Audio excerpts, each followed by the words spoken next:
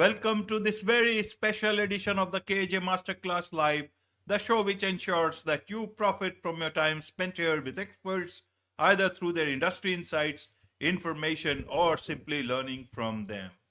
And today we have Jennie Dickenson. She is a poet, silversmith, gardener, and currently, as she says, trying to find the next best thing. She's also an author for published her first book, Pluto in Capricorn. Welcome to the show, Jennie. hmm Thank you, AJ. Thanks for having me. You are welcome. Welcome to the show, Jennie. Welcome to India in this online form. And I'm sure not just in India, but a lot of people across the globe will benefit from what we are going to talk right now. We'll talk about poetry, we'll talk about passion, we'll talk about your personal journey. A lot of things to learn from all this. But before that, let's learn a bit more about your journey, about your background, so that people know who they are listening to. Well, hello, everyone. My name is Jennie Dickenson. I grew up in Elko, Nevada, which is in northeastern Nevada, and it's an interesting town. Industries are gold mining, casinos, and cat houses. And in the book I just put out, there's quite a few poems that center around the Nevada area. Now I live in Texas, where I have lived for the last 12 years. I did a brief stint in San Francisco and a brief stint in Olympia, Washington. So there's a little that show those places show up in the book. Um, I am a fan of riding bikes, bicycles, pedaling, and I've been a silversmith since the age of 16, which is what I would really prefer to be my job, but I have to hustle having a day job. Um, yep. I live here in Texas with two tortoises. Right, right. Few tortoises and a very hectic life. So, Yeah. so many things you do at the same time. How do you manage to do all these things, Jennie? What's the secret? How do you manage? Well, keeping my house and a roof over my head and eating are major motivators. You'll do a lot of things just to, keep the bills coming in. So, um, when my day job falls short, I make jewelry and try to sell it. And when the jewelry falls short, I try to pick up more work. And I've done a lot of weird, interesting work. I was a chef for 10 years, working in kitchens. And I did a brief stint as a janitor. I also worked for an environmental company for a while. That was pretty fun. I banded birds, did controlled burns, so basic forestry stuff. And then also, I was in charge of checking the snake traps, which was a highlight of my week. Picking up the snakes, tagging them, and measuring them and letting them go. The cause of science. You're not afraid of snakes? Oh, that's the trick is you got to be afraid. Because if you're not afraid, that's when you're going to get bit by a rattlesnake. you gotta you gotta be scared of them. Absolutely.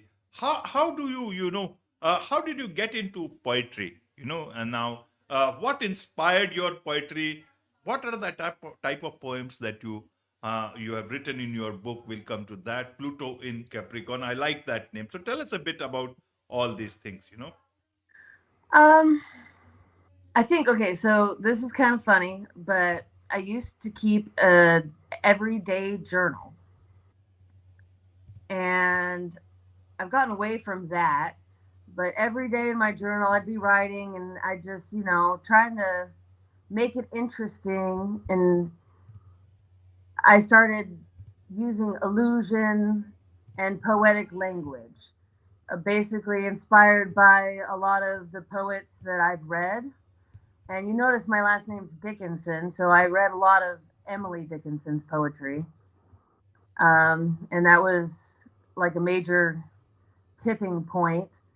And when you write every day, sometimes you just start cataloging your life in poetry.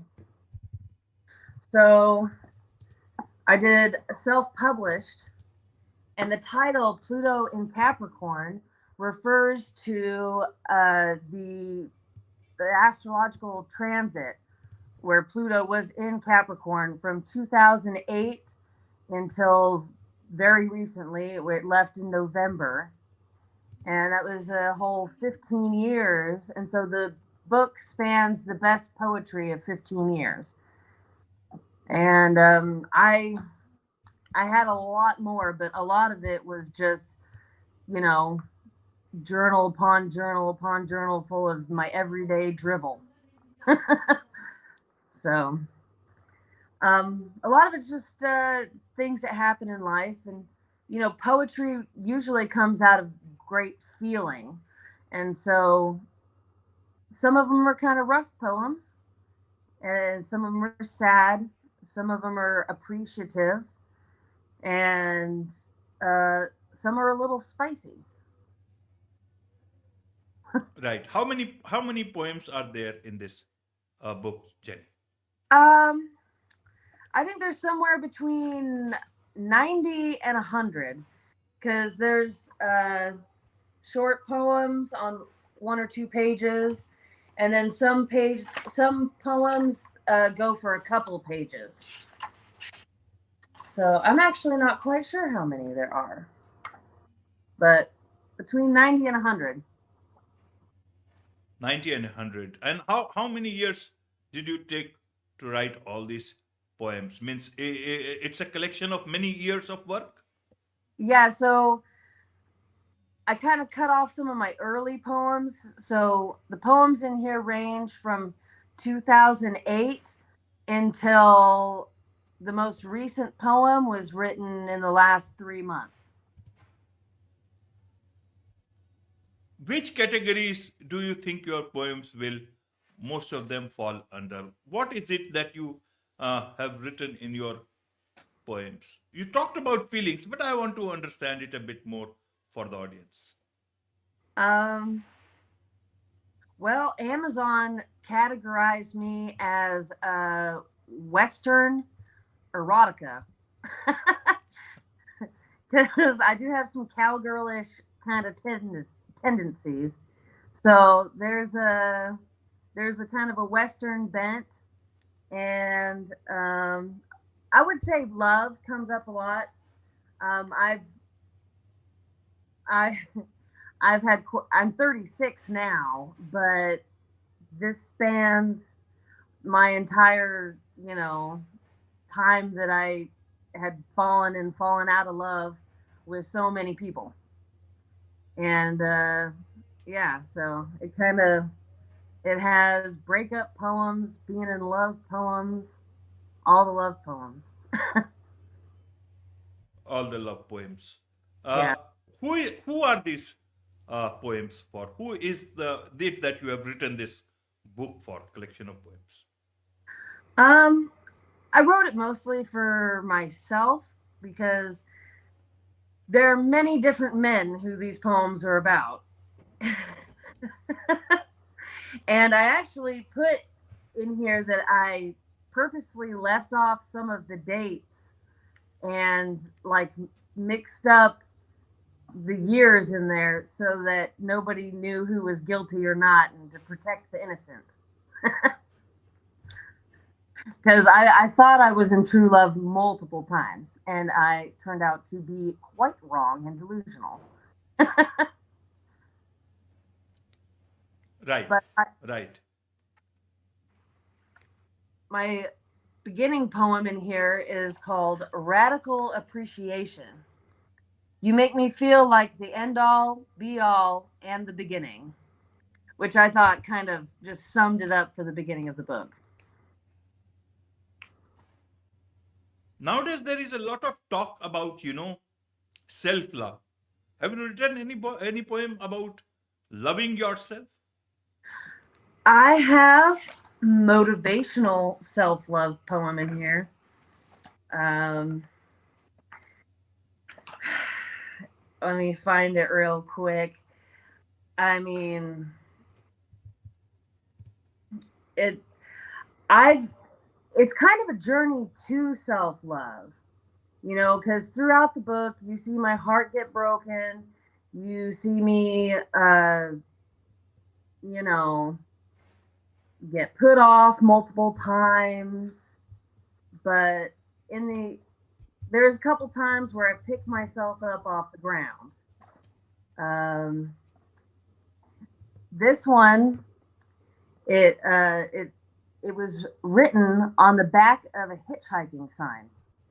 So I was hitchhiking. This was 2011. I wrote this. I was hitchhiking out of Los Angeles, and I had my bicycle with me because I had rode my bicycle from San Francisco to LA, and I didn't feel like riding my bicycle back because I rode down there with the guy. We were riding together, but then I had to go back alone. So this one is called Song One, and I'll just read the poem for you. Maybe I just developed a thicker skin, couldn't decide whether soul real or thoughts I'm in. Swimming upstream to some ancient home, people yelling, "What's wrong with your dome? That's the long way, that's the wrong way, and you, girl, will never find your way home." Y'all laugh and joke when I say I have futuristic dreams. Read your tarot? Hardly. I've heard harpy, witch, snitch, bitch, pitcher, so which is which? I sing and live in dreams. It is all it seems. You should try it.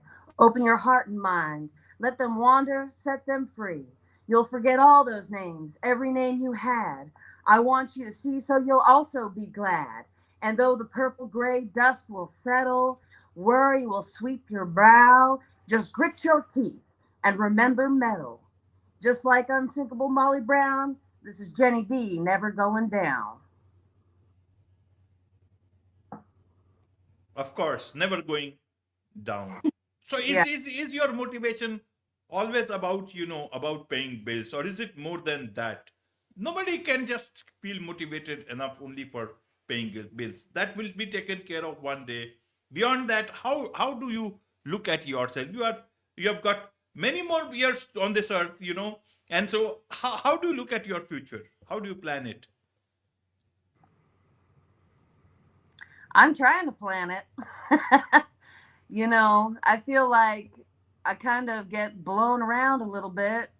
Uh, so I feel like I'm trying to plan it, but I feel like sometimes God has his own hand and his own plan in it.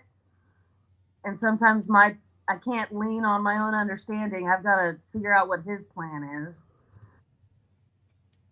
Because, you know, I can have the best intentions and things will fall apart on around me, but you know, I do have faith, so that helps. Of course, faith is the most important. So, uh, Jenny, you have gone through your own share of ups and downs in life, but you are very talented in terms of silversmith, chef, and several other things that you know about. uh, what would you like to tell people who, in spite of being talented, hardworking, are facing ups and downs in their life? What should they look at uh, in life? What are the positives that they can look for if it is not a very happy life or very positive life at the moment? Well, I'd say that just from personal experience, I've been close to the brink many times and, you know, thought about pulling the trigger on myself.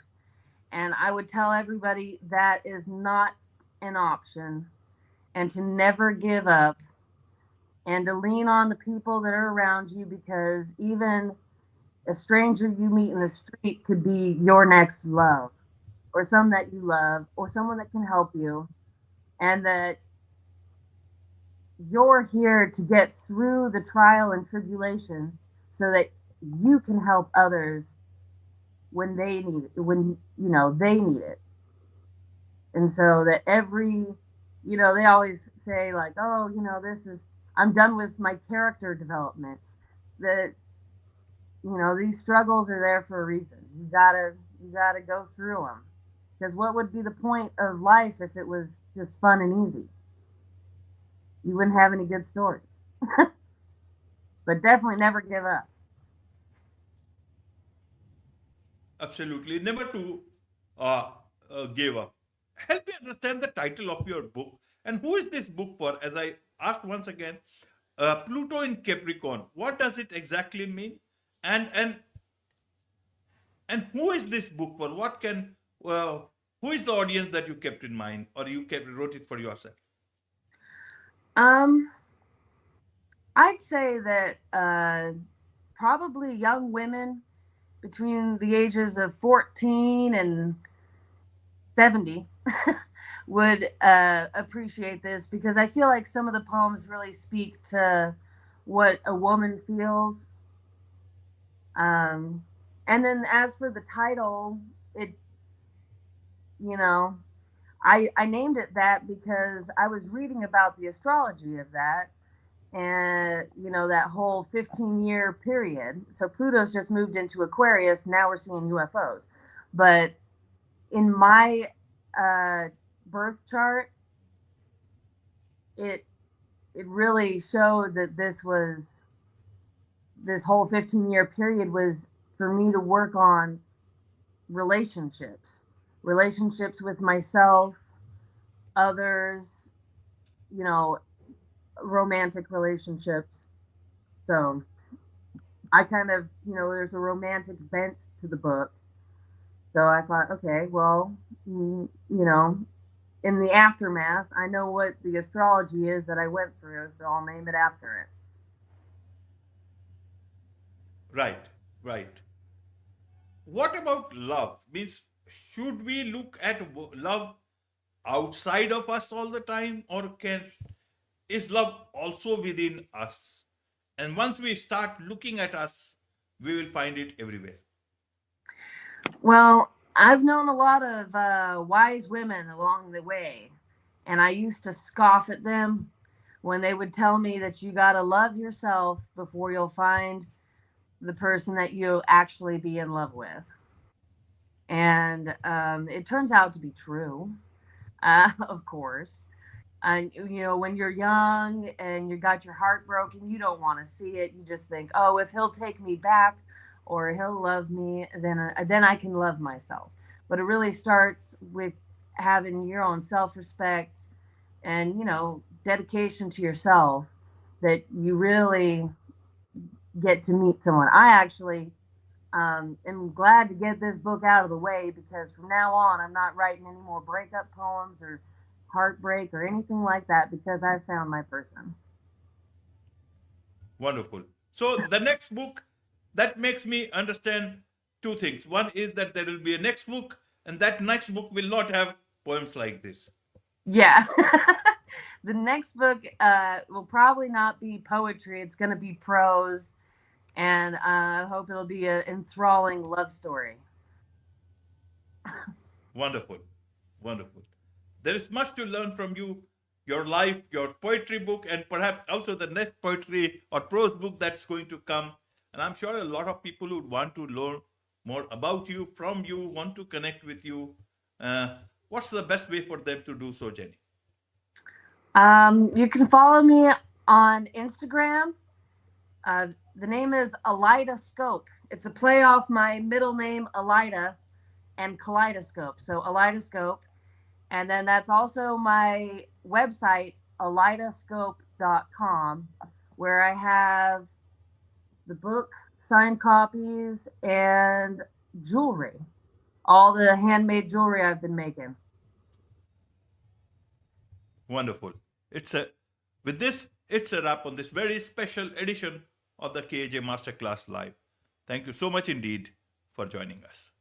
Yeah, thank you, AJ.